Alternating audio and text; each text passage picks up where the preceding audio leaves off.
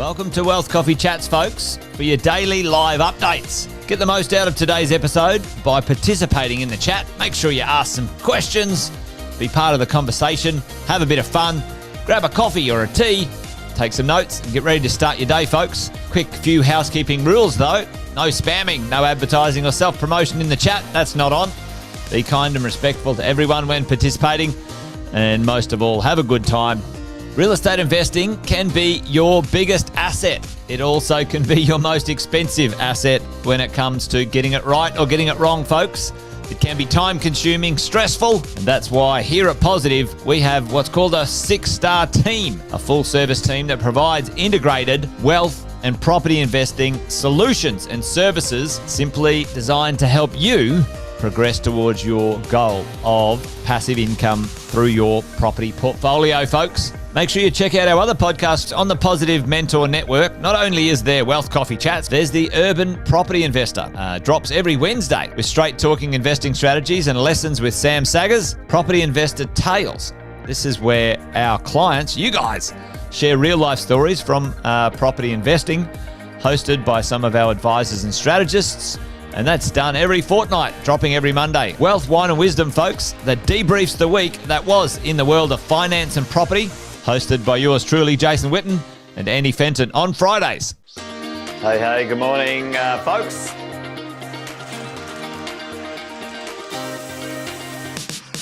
Good morning, everybody.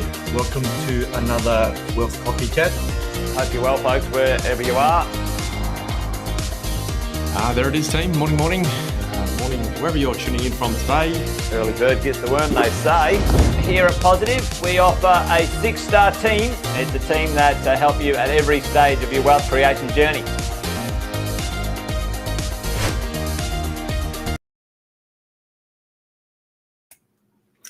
Well, good morning, everyone, and welcome to Tax Tuesday for Wealth Coffee Chats. I'm Anthony Wolfenden, tax financial advisor, and I'm going to start a series discussing self-managed super funds.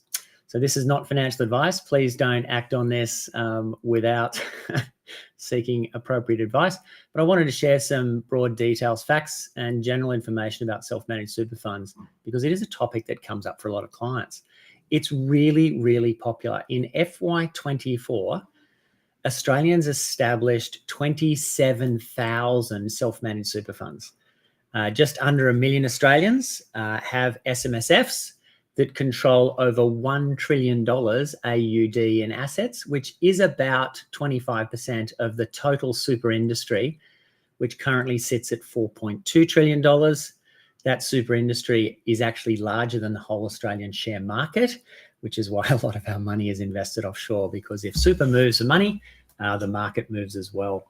So the Australian ASX is about 2.5 trillion. Self-managed super funds by themselves are 1 trillion. So they're certainly used for investments that fall outside the Australian share market. And today I'll start the series with a bit of an intro as to what's going on. So a self-managed super fund is basically, if you think about it, a legislated low tax environment business.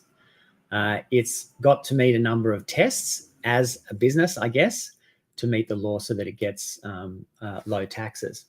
It is a trustee structure. It can have, under Australian law, up to 6 members. All members are trustees and all members are beneficiaries. And whatever is set up in this type of arrangement, there should be some sort of common exit strategy. There's a bunch of rules around that we can go to. To be a member and a trustee of a self-managed super fund, you've actually got to be resident in Australia. So it's got to be established in Australia. It's got to have control in Australia. And there's an active test about how much of the stuff is managed from here and it resides here. So that's not necessarily true of a regular super fund. And basically one of the cautions is if you are moving offshore for an extended period of time and have a self-managed super fund, you have to jump through some hoops basically to ensure that it remains compliant and isn't taxed prohibitively. When you look at a super in any environment, there is a sole purpose test. So anything that's done with your super has to meet or be focused on providing a benefit for you in retirement. And because the ATO is concerned about you putting money in too much, low tax, to not pay your proper share of taxes or taking out benefits early, so everything's got to be done precisely, the right amount in, the right amount out, there's some arm's length tests as well to make sure that when you establish one, you're not taking benefit early or providing benefit to the SMSF early. The overseer of the SMSF, the regulator, is the Australian Tax Office. And as we know, they have very good insight into what people are doing, and they have a bunch of laws written in their favour, so you're guilty until proven innocent. So a great deal of care should be taken to make sure that it remains compliant. You've got to have a bank account to receive money and pay bills. There's an investment strategy that has to be written that indicates how you will meet the sole purpose test. The investments will lead to funding in retirement. There's some record keeping requirements. You've got to do an annual tax return and an audit every single year. And there are a set of deeds and trust documents that need to be established and executed and kept original in a safe place. And there's all sorts of compliance overhead. Personal requirements. You can have up to 6 members, as I mentioned. Every member is also a trustee. So you need for instance, if you've got a corporate trustee, you do need a director's ID. It is a little business that you're running. Members must willingly consent to being trustees and directors. There are some relationship restrictions. So you can have an SMSF with family members, but members should not have an employee-employer relationship because that leads to potentially leverage or inappropriate influence on what might be invested. You do need to be resident. You've got to be a proper, good and proper person. So you can't be disqualified. You can't have convictions for dishonesty. You can't be insolvent. You can't be disqualified according to APRA or the Commissioner of the Commissioner of Taxation. And you can't be companies that are disqualified or under administration also leads to outcomes that mean running an SMSF is not possible. So if any of those things sort of occur to you, or if you are ever made bankrupt for whatever reason, then that impacts your SMSF as well. So you need to be clean. You need to be obviously compliant with the ATO and moving forward. Okay, there are some considerations in terms of when they should be established. Having a bigger balance is a much better idea because the costs are fairly fixed. So I have had people talk about establishing an SMSF with a minimum balance of about 200 grand. You should definitely consider whether that's going to be right. Doing the annual accounts audits, paying the ATO and ASIC levies each year, unless you've got a very sharp accountant working for you, the costs for that are going to be about $3,000. Those compliant costs do not lead to any investment outcome. They're simply overhead that you have to bear. And so if you're looking at establishing, for example, an SMSF with a balance of around $200,000, then the compliance costs are 1.5% of your total balance.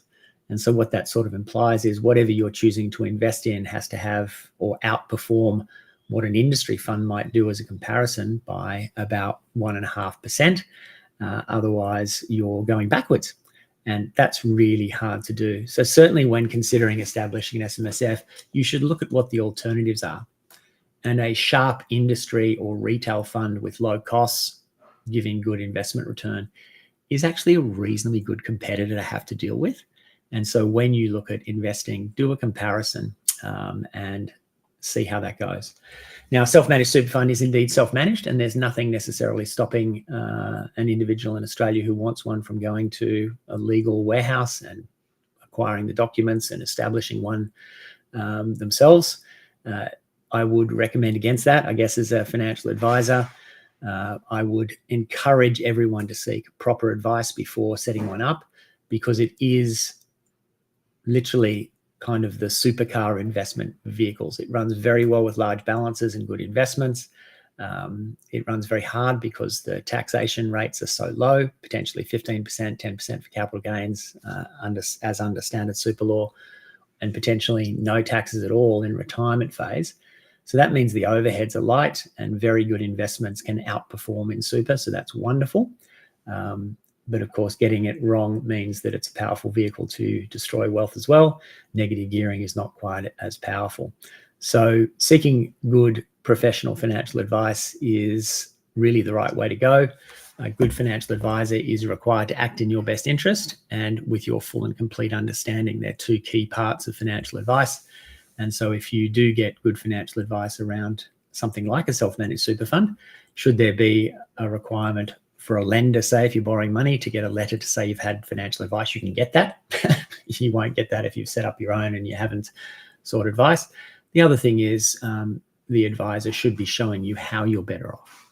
If you do establish an SMSF and you acquire various assets, when you look at the outcomes over the long term and you do the math, how might that compare to just leaving your money in a standard industry fund, which is modelable? Do you understand why it performs better? Do the numbers indicate that the outcome is likely to be more profitable for you? These are things that can be determined roughly, and you should have a pretty clear understanding of how that works out before you spend the money to establish an SMSF. Okay, so that's the basic sort of thoughts around this. Bigger balances certainly work much better, certainly to be considered with good financial advice. I'll get into some more details around SMSFs, how they work and so forth in future Wealth Coffee Chats. And this series will probably go on for 4 or 5 sessions. So we'll leave you there. Hope everyone has a great week. Cheers. Thanks for watching another episode of Wealth Coffee Chat, folks. Make sure you like, subscribe, and turn on your notifications so you never miss a thing when we go live. Improve your portfolio and investing game, folks, with Wealth Coffee Chats live every morning at 8:10 each weekday. Make sure you join us. Previous episodes are also available wherever you get your podcasts, folks, as well as our other podcasts from the 6 Star team here at positivementor.com.au.